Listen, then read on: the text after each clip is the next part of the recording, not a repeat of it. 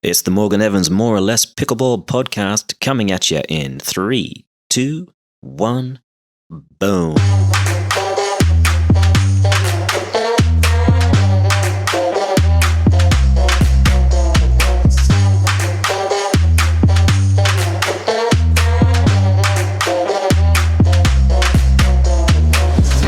There are two Zanes in professional pickleball.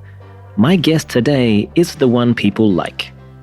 Some say he's the illegitimate love child of Martina Navratilova and the Dalai Lama, and that his serve can travel almost twice the speed of smell. I am, of course, talking about the rising star from Wisconsin, Zane Navratil. He's young, gets around the court like a stabbed rat, and seems to be a genuinely nice bloke. Zane, how are you, my man? Wow, I'm doing great, Morgan. Thank you. I don't know how we're going to follow up that introduction. Listeners, I'd just say thanks for tuning in at this point, because it's all downhill from there. That was awesome. So It is really, isn't it? But we'll see if we can just bait them into listening for another, 10, 15 minutes, see what we can come up with. Sure. All right, so let's get the basics out of the way. How did you get started in this crazy game known as pickleball? Sure, yeah. I was a good tennis player in high school. I peaked in high school, and my dad actually started playing when I was a senior. Funny enough, he was playing at a senior center called the Cesar Chavez Center in Racine, Wisconsin. And I had heard of pickleball, and I had all the preconceived notions of what pickleball was. I thought it was an old people's sport and all that type of stuff. And then I went out there to the Cesar Chavez Center, and all of the pickleball stereotypes were confirmed. So my dad was out there playing with this guy, and I remember vividly, his name was Harvey. Harvey was like 72, 74 at the time. And I go out, I watch, and they're hitting these dink shots. And me being the tennis player that I was just like, I'm going to come out there, I'm going to just start ripping the ball and show them how it's done, and then probably never play again. But Harvey and my dad were actually very good players, and I tried that, and I got my butt kicked. Ooh. So I actually didn't really like pickleball for about 2 weeks. I was just so stubbornly competitive that I wanted to kick Harvey's butt because he was like 75 years old and had never played a racket sport before. So there's no reason I should be losing to this guy. So I just kept playing, and I kept trying to learn the game the right way. And then eventually I beat Harvey, and by that time I was hooked. So Good. So one of the things I want to talk about, you came from a college tennis background. And when you were playing, I imagine you never imagined that you would be heading towards pro pickleball. When did you kind of know that the time is right to drop all this accounting stuff that you seem to be good at and really take pickleball seriously? So I was playing tennis. I finished my 4 years, and accounting was to become a CPA, a certified public accountant. You need 150 credits, which is 5 years of school instead of the normal 4 years of school. So I had an extra year there where I was helping out with the tennis team a little bit, but not really practicing every day. So I had some time. I played a whole lot of pickleball during that time, driving an hour one way or the other to go play. And that's when I started to really like it. And that was the summer of 2018 when, pro pickleball was not really a thing. Hang on. I won a major in 2017. Don't tell me that it didn't start until 2018. Dude, come on. I was actually going to ask you about that. I mean, at that point, though, was there anybody who was sustaining themselves by tournament winnings alone? Well, that's fair. Okay. No, that's what I meant. Not to discredit you, Morgan. Yeah, no. I won more than enough food stamps at TOC that year to get me through a couple of drive-thrus. So fair enough. That's fair. I mean, at the time, I think Kyle and, I think Ben was probably right up there as well. But we played Kyle and Dave in the final. I look back at it and think, I have a funny feeling that a team that reaches third or fourth round in any big tournament these days probably would have won a bunch of majors at that time. So yeah, well, that's just how quickly the game is evolving, for sure. So yeah, I wasn't really on the scene at that point, and I don't really know much about how pickleball was 2017, 2018. 2019, I started my job as an auditor for Deloitte in September of 2019. I made it all the way to July of 2020, and during quarantine, March, April, May of 2020, I started teaching some pickleball lessons just to kind of get out of the house after working all day. I just wanted to leave the house, and I found that I was actually really enjoying the teaching, which I was somewhat surprised about because my experience with teaching before that was teaching middle school kids how to play tennis that didn't want to be there. Yeah. And that was horrible. So, but I enjoyed it. And then I enjoyed it so much that I quit my job as an auditor in July of 2020. And yeah, it was an awesome decision. I'm loving life as a pro pickleballer. So. And the game appreciates you. There's no doubt about it. Now, you're one of the few players that I can look at and think there is a foreseeable chance that you can beat Mr. Ben Johns at singles. What do you think it's going to take to achieve that? Wow. Well, there's a lot of things because Ben does almost everything better than everybody else at this point. I think what it's going to take is basically just better ground strokes, ability to not play cat and mouse with Ben. That's not a game that I really want to be in with him. I want to kind of just go for passing shots. And it's not going to be right away. It's going to be, tennis, you say you have a 2-shot passing shot. Pickleball, it might be 4, 5, 6 passes. So getting really precise with the ground strokes in order to get that ball past Ben or Tyson for that matter, because those guys cover the court better than anybody else. Yeah. One of the big changes in your game recently that we're certainly going to address is how you've adapted your serve to apply that much more pressure. Have you been able to use it against Ben yet? Actually, I've been doing it for a little while. I've probably been doing it since halfway through the summer of 2020.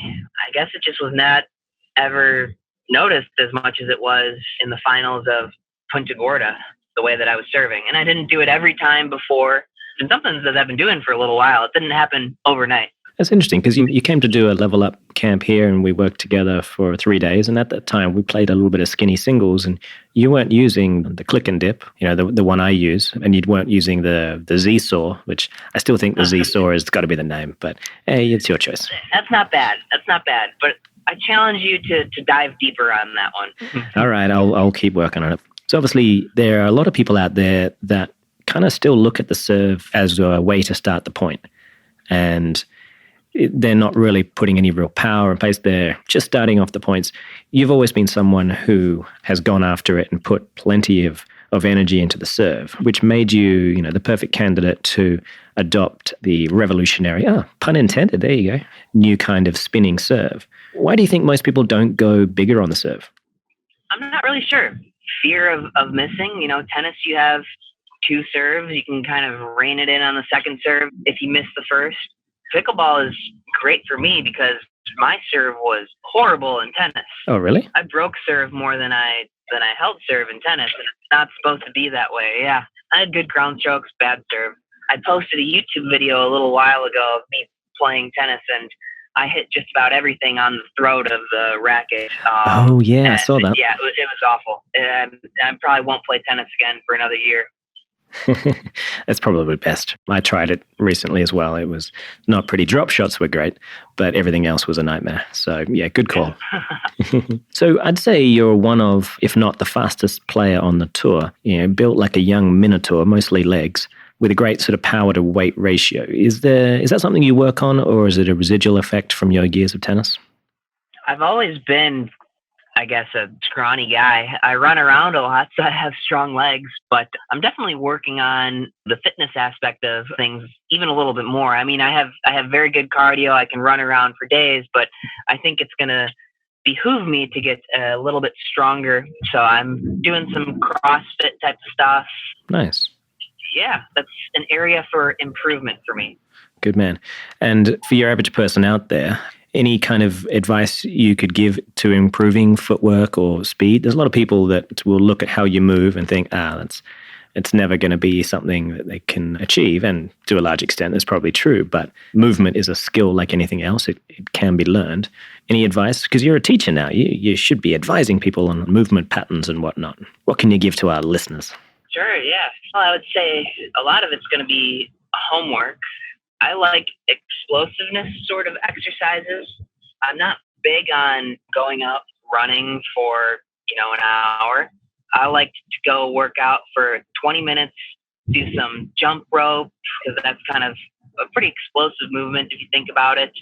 I like to do some stairs a little bit, some long jumps, high jumps kind of in place, just getting up as high as I can. And I like the agility ladder. So I actually don't really do all that much in the way of sprinting and that type of stuff. I do plenty of that on the tennis court or the pickleball court. So I would say if somebody's listening looking to improve their pickleball footwork, there's two actionable things I'd say. Do some jump rope and do a little bit of agility ladder work. Okay, you hear that, folks?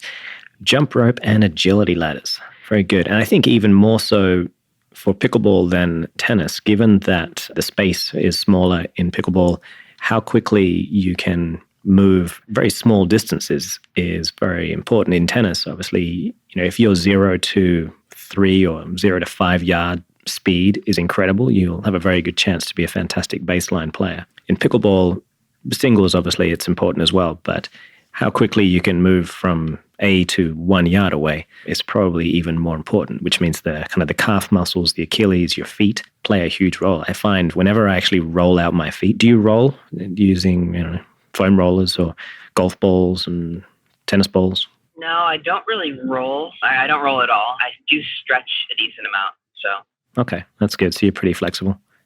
Yeah, I'd say so. I think that helps tremendously for reaching to balls and whatnot. I think flexibility is something that's overlooked probably even more than foot speed. If you can reach for something without even needing to move your feet because you're flexible, that's great. Yeah, no, you probably save a lot of time and space there. I always notice when I use a golf ball on my feet, the next time I go out and try to do any kind of agility work, I always feel a little more spring in my step because, there's muscles at the bottom there. If they're overworked or too tight to actually fire well, then the Achilles, the calf muscles, the rest of your legs, they're always they've got a leg down, so to speak. So give it a go, mate. Trust me. One day you're going to be Selkirk material, if not already. Okay, we're going to hold it there briefly with Zane for a medium tip from Coach Me Pickleball.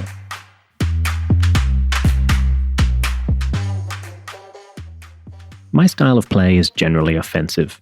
Sometimes so is my language, but that's unrelated.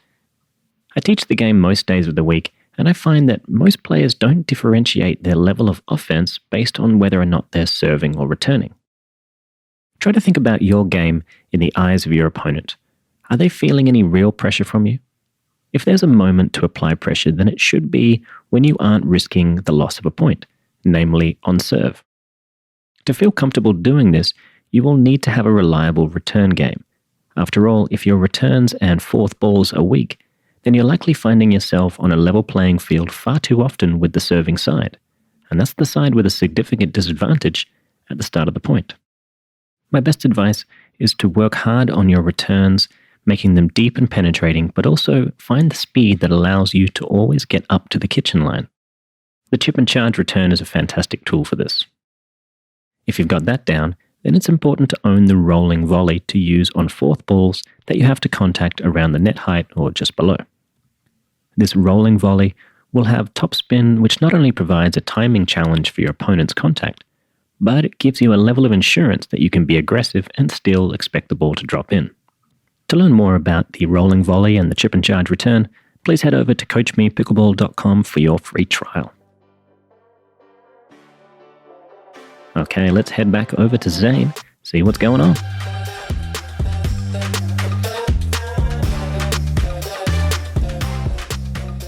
Now, would you class yourself as and I'm talking doubles here, more of an offensive player, defensive? Where would you put yourself in that kind of spectrum?